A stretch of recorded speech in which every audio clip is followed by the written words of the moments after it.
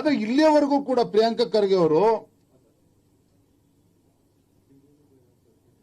ಇಷ್ಟು ಸುದೀರ್ಘವಾಗಿ ಒಂದು ರಾಜಕೀಯ ಅನುಭವ ಇರ್ತಕ್ಕಂಥ, ಇಷ್ಟು ಸುದೀರ್ಘವಾಗಿ ಎಲ್ಲ ಸ್ಥಾನಮಾನಗಳನ್ನ ಅನುಭವಿಸಿರ್ತಕ್ಕಂಥ ಒಂದು ಕುಟುಂಬದವರಾಗಿ ಯಾಕೆ ಇವತ್ತಿಗೂ ಕೂಡ ಗುಲ್ಬರ್ಗಾ ಜಿಲ್ಲೆ ಅತ್ಯಂತ ಹಿಂದುಳಿದಿರ್ತಕ್ಕಂಥ ಜಿಲ್ಲೆ ಅನ್ನೋದ್ರ ಬಗ್ಗೆ ಇವತ್ತು ಕೂಡ ಪ್ರಿಯಾಂಕಾ ಖರ್ಗೆ ಅವರು ಉತ್ತರ ಕೊಡೋದಕ್ಕೆ ಸಾಧ್ಯ ಆಗಿಲ್ಲ. ಯಾಕೆ ಇವತ್ತು ಗುಲ್ಬರ್ಗಾ ಇರ್ಬೋದು, ಕಿತ್ತೂರು, ಕಲ್ಯಾಣ ಕರ್ನಾಟಕದಲ್ಲಿ SSLC ಫಲಿತಾಂಶ ಇರ್ಬೋದು, PUC ಫಲಿತಾಂಶಗಳು ಇರ್ಬೋದು, ಯಾಕೆ ಅತಿ ಹೆಚ್ಚು ಹಿಂದುಳಿದಿರ್ತಕ್ಕಂಥದ್ದು ಶಿಕ್ಷಣ ಕ್ಷೇತ್ರದಲ್ಲಿ ಕಲ್ಯಾಣ ಕರ್ನಾಟಕ ಅನ್ನೋದ್ರ ಬಗ್ಗೆ ಇವತ್ತವರೆಗೂ ಪ್ರಿಯಾಂಕಾ ಖರ್ಗೆ ಅವರು ಚಕಾರ ಎತ್ತುತ್ತಾ ಇಲ್ಲ. ಶಿಕ್ಷಣ ಕ್ಷೇತ್ರ ಇರ್ಬೋದು, ಆರೋಗ್ಯ ಕ್ಷೇತ್ರ ಇರ್ಬೋದು, ಅಭಿವೃದ್ಧಿಯ ವಿಚಾರದಲ್ಲಿರ್ಬೋದು, ಯಾವತ್ತೂ ಕೂಡ ಪ್ರಿಯಾಂಕಾ ಖರ್ಗೆ ಧ್ವನಿ ಎತ್ತೋದಿಲ್ಲ.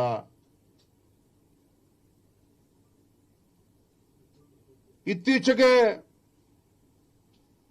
ಮಾನ್ಯ ಮುಖ್ಯಮಂತ್ರಿಗಳಿಗೆ ಡಾಕ್ಟರ್ ಎಂ ಗೋವಿಂದರಾವ್ ಅವರ ಕಮಿಟಿ ಪ್ರಾದೇಶಿಕ ಅಸಮಾನತೆಯ ಬಗ್ಗೆ ಮತ್ತೊಂದು ವರದಿಯನ್ನ ನೀಡಿದ್ದಾರೆ. ಬಹುಶಃ ಪ್ರಿಯಾಂಕಾ ಖರ್ಗೆ ಅವರಿಗೆ ಆ ಕಾಪಿ ಸಿಕ್ಕಿದೆಯಲ್ಲ ಗೊತ್ತಿಲ್ಲ, ಕಾಪಿ ಸಿಕ್ಕಿದ್ರೆ ಓದೋದಕ್ಕೆ ಸಮಯ ಸಿಕ್ಕಿದೆಯಲ್ಲ ನನಗಂತೂ ಗೊತ್ತಿಲ್ಲ. ಆ ಕಾಪಿಯನ್ನ ಸಾಧ್ಯ ನಾನು ಕೂಡ ಕಳಿಸ್ಕೊಡ್ತೇನೆ. ನಮ್ಮ ಮಾಧ್ಯಮದ ಸ್ನೇಹಿತರ ಮುಖೇನ ಪ್ರಿಯಾಂಕಾ ಖರ್ಗೆ ಅವರ ಗಮನಕ್ಕೆ ತರೋದಕ್ಕೆ ಇಚ್ಛೆ ಪಡ್ತೇನೆ.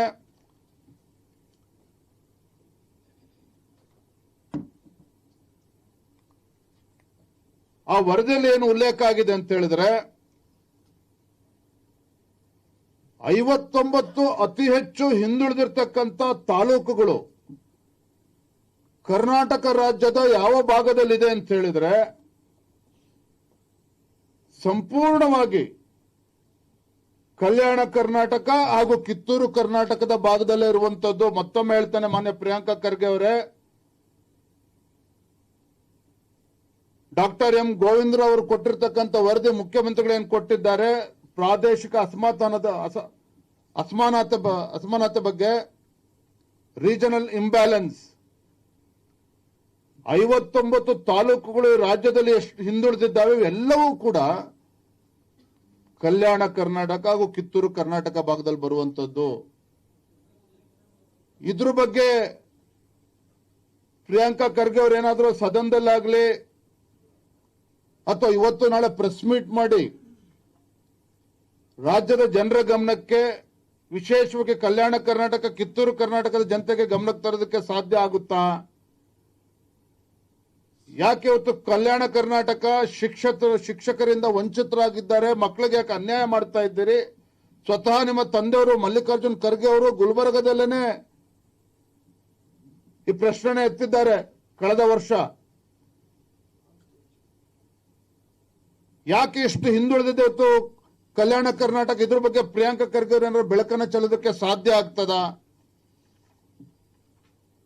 ನೋಡಿ, the proportionate of backward taluk has increased 65% ಇಂದ 72.8% ಏರಿಕೆ ಆಗಿರುವಂತದ್ದು.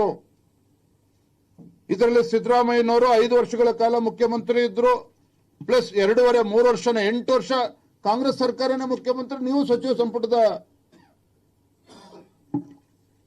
ಸದಸ್ಯರಾಗೇ ಇದ್ದೀರಿ, ಒಳ್ಳೊಳ್ಳೆ ಇಲಾಖೆಗಳನ್ನು ಅನುಭವಿಸ್ತಾ ಇದ್ದೀರಿ. ಆದ್ರೆ ಪಾಪ ಪ್ರಿಯಾಂಕಾ ಖರ್ಗೆ ಅವರಿಗೆ ಗುಲ್ಬರ್ಗಾ ಜಿಲ್ಲೆಯ ಪರಿಸ್ಥಿತಿಯ ಬಗ್ಗೆ ಅವಲೋಕನ ಮಾಡತಕ್ಕಂತ ಸಮಯನೂ ಇಲ್ಲ.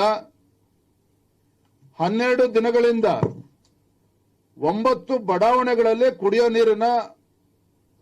ನೀರನ್ನ ಕೊಡೋದಕ್ಕೆ ಸಾಧ್ಯ ಆಗಿಲ್ಲ. ಉಸ್ತುವಾರಿ ಸಚಿವರು ಜಿಲ್ಲಾ ಅಭಿವೃದ್ಧಿಯ ಸಭೆಯನ್ನು ಕೂಡ ಇವತ್ತಿನವರೆಗೂ ಕರೆದಿಲ್ಲ. ಕಳೆದ 2.5 ವರ್ಷದಲ್ಲಿ ಎಷ್ಟು KDP ಮೀಟಿಂಗ್ ಮಾಡಿದ್ದೀರಿ ಮಾನ್ಯ ಪ್ರಿಯಾಂಕಾ ಖರ್ಗೆ ಅವರೇ ಉಸ್ತುವಾರಿ ಸಚಿವರಾಗಿ? ಅದ್ರ ಬಗ್ಗೆ ಬೆಳಕನ್ನ ಚೆಲ್ಲಿ. ಅದಕ್ಕೂ ಕೂಡ ಸಮಯ ಸಿಕ್ಕಿಲ್ಲ ಪಾಪ ಪ್ರಿಯಾಂಕಾ ಖರ್ಗೆ ಅವ್ರಿಗೆ. ನೀವು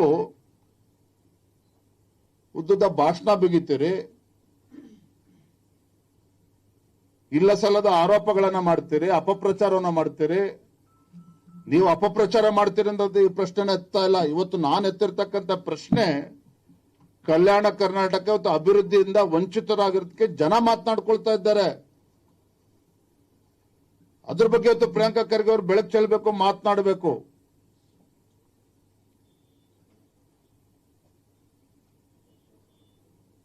ಶಿವಮೊಗ್ಗ ಬಗ್ಗೆನೂ ಕೂಡ ಸವಾಲು ಹಾಕಿದ್ದಾರೆ ಮಾನ್ಯ ಪ್ರಿಯಾಂಕಾ ಖರ್ಗೆ ಅವರು. ನಿಮ್ಮ ತಂದೆಯವರು ಯಡಿಯೂರಪ್ಪನವರೇ ಮುಖ್ಯಮಂತ್ರಿಗಳಿದ್ರು, ಶಿವಮೊಗ್ಗ ಜಿಲ್ಲೆ ಎಷ್ಟು ಅಭಿವೃದ್ಧಿ ಆಗಿದೆ ಅಂತೇಳಿ ನಾನು ಸವಾಲು ಹಾಕ್ತೇನೆ ಇವತ್ತು ಪ್ರಿಯಾಂಕಾ ಖರ್ಗೆ ಅವರಿಗೆ. 50 ವರ್ಷದಲ್ಲಿ ಯಾವ ರೀತಿ ಕಲ್ಯಾಣ ಕರ್ನಾಟಕ ಅಭಿವೃದ್ಧಿ ಆಗಿದೆ, ಯಡಿಯೂರಪ್ಪನವರ 5 ವರ್ಷದ ಅವರ ನಮ್ಮ ಬಿಜೆಪಿ ಸರ್ಕಾರ ಇದ್ದಂತ ಸಂದರ್ಭದಲ್ಲಿ 5 ವರ್ಷದ ಅವಧಿಯಲ್ಲಿ ಶಿವಮೊಗ್ಗ ಜಿಲ್ಲೆ ಎಷ್ಟು ಅಭಿವೃದ್ಧಿ ಆಗಿದೆ, ಮತ್ತೆ ಬಿಜೆಪಿ ಸರ್ಕಾರ ಯಡಿಯೂರಪ್ಪ ಮುಖ್ಯಮಂತ್ರಿಗಳಿದ್ದಾಗ ಗುಲ್ಬರ್ಗಾ ಜಿಲ್ಲೆಗೆ ಎಷ್ಟು ಅನುದಾನ ಕೊಟ್ಟಿದ್ದಾರೆ, ಅದ್ರ ಬಗ್ಗೆನೂ ಕೂಡ ಚರ್ಚೆ ಮಾಡೋದಕ್ಕೆ ನಾನು ತಯಾರಿದ್ದೇನೆ. ಅದ್ರ ಬಗ್ಗೆನೂ ಚರ್ಚೆ ಮಾಡೋದಕ್ಕೆ ನಾನು ತಯಾರಿದ್ದೇನೆ.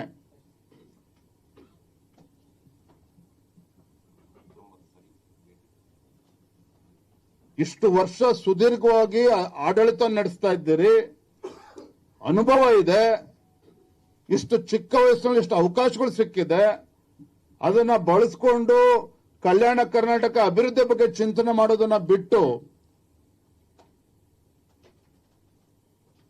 ಈ ರೀತಿ ಹುಡುಗಾಟಿಕೆ ಮಾತನಾಡೋದನ್ನ ಬದಿಗಿಟ್ಟು, ಇಲ್ಲ ಒಂದು 6 ತಿಂಗಳು ಬನ್ನಿ ನಾಗ್ಪುರಕ್ಕೆ ಅಧ್ಯಯನ ಮಾಡಿ, ಆಮೇಲೂ ಕೂಡ ನಿಮ್ ಮನವರಿಕೆ ಆಗ್ಲಿಲ್ಲ, ರಾಷ್ಟ್ರೀಯ ಸ್ವಯಂ ಸೇವಕ ಸಂಘದ ಸೇವೆ ಏನು ಅಂತೇಳಿ ಅರ್ಥ ಆಗ್ಲಿಲ್ಲ, ಸಮಾಜಕ್ಕೆ ಕೊಟ್ಟಿರ್ತಕ್ಕಂಥ ಕೊಡುಗೆ ಅರ್ಥ ಆಗ್ಲಿಲ್ಲ ಅಂತ ಹೇಳಿದ್ರೆ ಆಮೇಲೆ ಚರ್ಚೆ ಮಾಡೋಣ. ಹಾಗಾಗಿ ಅಭಿವೃದ್ಧಿಯ ಬಗ್ಗೆ ಚಿಂತನೆ ಮಾಡಿದ್ರೆ ನೀವು ಅಧಿಕಾರಕ್ಕೆ ಬಂದಿರತಕ್ಕಂಥದ್ದು ಸಾರ್ಥಕ ಆಗ್ತದೆ. ಈಗಾಗಲೇ 3 ವರ್ಷ ಹೆಚ್ಚು ಕಮ್ಮಿ ಕಳೆದಾಯ್ತು. ನೀವು ಕಳೆದು ಕಟ್ಟೆ ಹಾಕಿರ್ತಕ್ಕಂಥದ್ದು ಕಾಂಗ್ರೆಸ್ ಸರ್ಕಾರ ಏನು ಅಂತೇಳಿ ರಾಜ್ಯದ ಜನಕ್ಕೆ ಗೊತ್ತಿದೆ. ನೀವು ಅಭಿವೃದ್ಧಿ ಮಾಡಿದ್ದೇ ಆಗಿದ್ರೆ ಇಷ್ಟೊತ್ತಿಗಾಗಲೇ ಜಿಲ್ಲಾ ಪಂಚಾಯತಿ, ತಾಲೂಕ್ ಪಂಚಾಯತಿ ಚುನಾವಣೆಗಳು ನಡೆಸ್ತಾ ಇದ್ರಿ.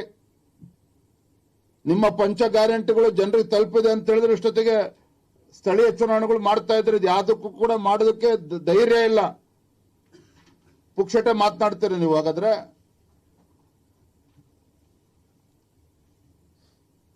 ಎರಡನೇ ವಿಚಾರ, ಅನೇಕ ಪತ್ರಿಕೆಗಳಲ್ಲಿ ಉಲ್ಲೇಖ ಆಗಿರುವಂಥದ್ದು,